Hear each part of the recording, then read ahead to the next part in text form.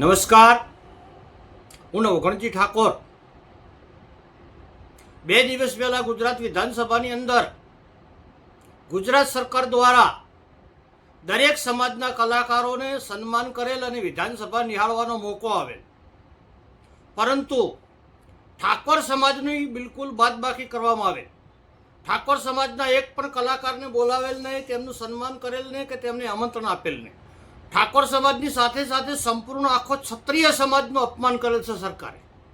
ઠાકોર, દરબાર, નાળુંદા, રાજપૂત, ગરાસિયા અમારા ક્ષત્રિય સમાજની વ્યાખ્યાની અંદર અલગ અલગ ગોળમાં આવતા સમસ્ત ક્ષત્રિય સમાજના તમામ કલાકારોને આમંત્રણ ના આપી અને ગુજરાત સરકારે ગુજરાતમાં અમારા ક્ષત્રિય સમાજનું અપમાન કરેલ છે. ગુજરાતની અંદર ગુજરાતનો પ્રથમ મતદાર ક્ષત્રિય સમાજ છે અને આટલો મોટો સમાજ હોવા છતાં આ ભારતીય જનતા પાર્ટીની સરકારે અમારા ક્ષત્રિય સમાજનું અપમાન કરેલ છે, ગુજરાતના અમારા કલાકારોનું અપમાન કરેલ છે.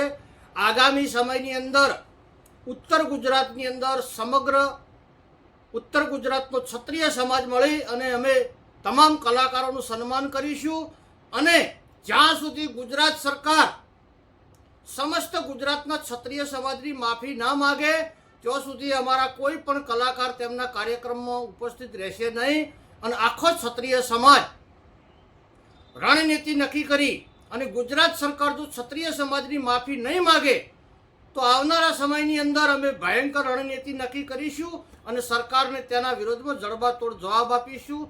આ સરકાર વારંવાર અમારા ક્ષત્રિય સમાજનું અપમાન કરે છે.